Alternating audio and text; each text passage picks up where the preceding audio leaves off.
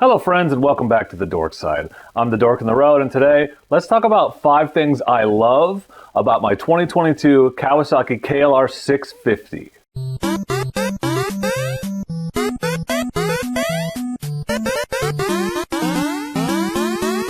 I'm the Dork on the Road, and I want to be your internet riding buddy, so please consider subscribing. I have owned my new Gen 3 Kawasaki KLR 650 for several months now, put almost 2,000 miles on it, made a ton of videos, got a whole playlist which I will link for you. It's time to talk about 5 things that I absolutely love about this model, and hopefully this is some insight for those of you that might be considering buying one yourself, or if you own one, you might agree with some of the things I say. Let's just jump right in. The first thing that I absolutely love about the 3rd gen Kawasaki KLR 650, and really all KLRs in general, is the value. The value for your money is insanely high. This is a bike that you can get for less than $7,000 MSRP, or the adventure model for around $8,000 MSRP, and you are good to go literally anywhere in the world that you want to ride. It'll do literally anything for that money. People have ridden them from Argentina to Alaska. You can do cross-country trips, you can go off-road, you can motorcycle camp on the thing, you can ride 2-up, you can ride from one side of the country to the other and back, you can ride BDRs, you can ride the Trans-America Trail on this motorcycle. Essentially, the way it's set up from the dealership, and there just aren't many motorcycles that offer that kind of value and that kind of versatility for the money. If you walk into the dealership and buy the 2022 KLR 650 Adventure like I have, you've got side cases, you've got crash protection, you've got basically everything you need to pull out from the dealership and go on your first long adventure right then. It's an all-in-one package. It's a great value for the money. You get a lot of motorcycle that can do a lot of things. It's very versatile, and that's the first thing that I love about the KLR 650. It's just an incredibly good value. The number 2 thing I love about my 2022 KLR 650 is the weight and balance. Now,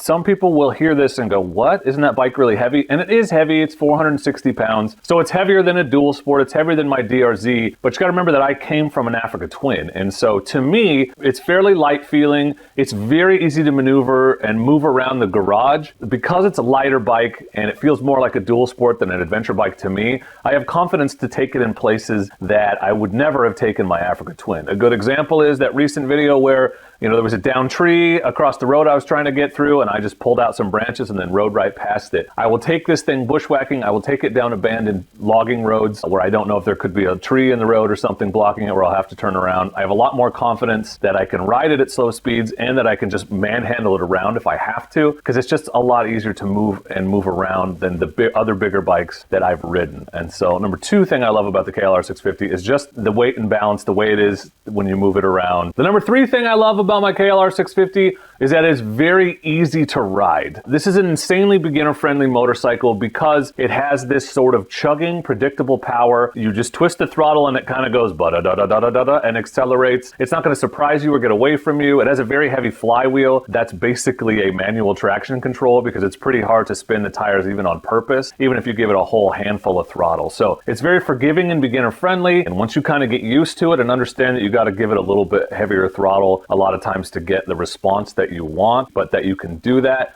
without getting wheel spin or anything like that, it really becomes a bike that you trust to get over, around, and through anything. It's impossible to kill this thing almost by lugging it. So even if you hit a hill in the wrong gear and you're in very low RPMs, it's hard to kill it. It doesn't die. It's comfortable enough to sit on for long distances, even if you're a new rider, and that's the 3rd thing that I really love about the KLR 650. Speaking of comfort, that brings us to the number 4 thing I love about my KLR, and that's the fact that it's pretty comfortable, especially by dual sport standards, but even by like adventure bike standards. You're probably hearing me say this and you're like, but it vibrates like crazy. And it does vibrate some. My 3rd gen, it has rubber mounted seat, rubber mounted handlebars, and rubber mounted foot pegs, so you don't feel the vibrations as much. But I'm talking more about, first of all, the upright seating position. I really love that dual sport seating position where you're sitting up, your feet are directly underneath you, and you have a nice high vantage point that you can see down the road, over the windscreen. That's very comfortable. And the other thing I really love is the seat, because it's flat and long, and so it's very easy to move back and forth on. So you can find a riding position that's comfortable for you. It's not like those humped seats. Like even my Africa Twin had a 2-tier seat, and so you were kind of stuck in that lower seating position. There wasn't a lot of moving back and forth to find the exact position that's comfortable for you. So 1, it's easy to fine tune to the position where you are comfortable riding, and 2, you can move back and forth and adjust as you're riding. So if one position becomes uncomfortable, you move up, you move back, you can stretch your legs out. So it's a really comfortable bike to ride for long periods of time, and the stock seat is actually pretty comfortable just in terms of padding and cushion cushion in a way that most stock seats aren't. I'm a big fan of immediately replacing my stock seat almost all the time. I think I did 2 rides on my DRZ before I replaced it with a seat concept seat, but on the KLR, I don't really have much desire to replace it. And the ergos, like I said, are great. Seat height is a concern for some people, but I love that there's a lot of distance between the seat and the foot pegs because my knees can be less bent, it's less uncomfortable for long periods of time, and since your feet are right underneath you, it's very easy to stand up quickly, sit back down, move back and forth in and out of those positions. I like where the bars land. It's just ergonomically comfortable and the seat is comfortable, and that is the 4th thing I love about the KLR 650. And the 5th thing I love about the KLR 650 is its versatility and capability. This is a bike that will literally do anything. Now, it doesn't do everything well. It's more of a jack of all trades, master of none.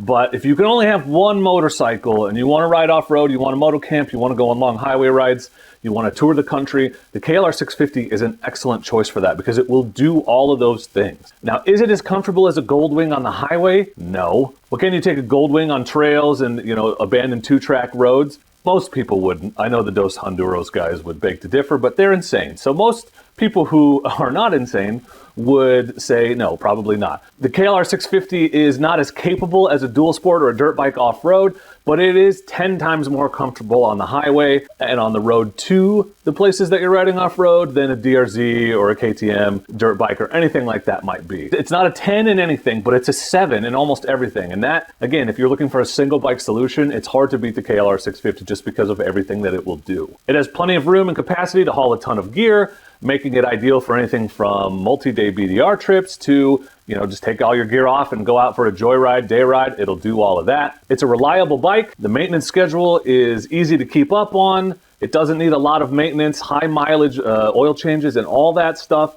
So it's not a high maintenance bike. It's not a demanding bike to own, which means it's friendly to new people who don't know as much about motorcycle maintenance or just aren't passionate about maintenance like some of us are. And it's a simple bike. It's very simple. The 2022 has added a few wrinkles. It's got fuel injection now, but mine doesn't even have ABS, no traction control, none of that stuff. It is a dead simple bike. It is just you and the machine. It is as simple and effective as a stone club, as a sling and a rock.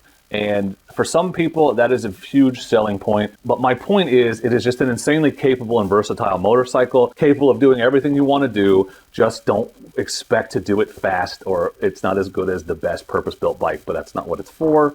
It's a bike that does everything. That's 5 things I love. I actually have a bonus 6th one for you, and that's the community. I've joined several KLR groups on Facebook. I've been in some forums, and I will tell you, just like with the DRZ, you've got people with decades of experience on these bikes. They're very willing to help. KLR people seem to be very down to earth. They're not trying to spend the most money. They're just trying to get out there and have adventures. They're the people that put the miles on and don't brag about it. And there's a ton of knowledge and everyone seems very willing to help. So I've been very impressed and very excited to be a member of the KLR community. And I have to say, I can't say that about the communities for every bike I've owned. DRZ. Some communities are a little bit different than the KLR community is. That's 5 things I love about my KLR 650 with a bonus item. This video is only half the coin. So if you want to know the flip side, it's not a perfect bike and there are things that I hate. I also made a 5 things that I hate video, which I will link for you right here and in the description below. So pop over and check that out to see the other side of the coin, the things about this bike that I wish were different, that I don't enjoy as much. So what about you? Do you love your KLR 650? What is something you love about your bike or something you're excited about if you're thinking about getting this bike? Please leave that in the comments. Thank you for watching. I appreciate you, and please do not forget to be excellent to each other. Thank you. Excellent!